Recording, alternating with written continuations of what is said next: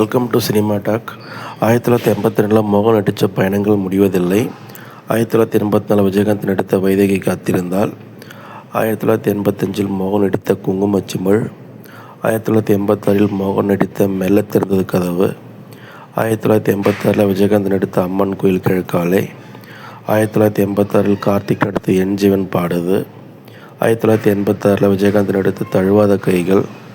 1989 ரஜினிகாந்த் நடித்த ராஜாதி ராஜா. 1990 விஜயகாந்த் நடித்த என்கிட்ட மோதாதே.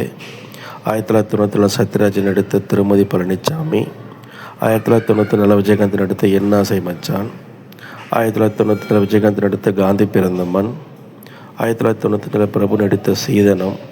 கடைசியாக 1990 விஜய் நடித்த காலமெல்லாம் காத்திருப்பேன்.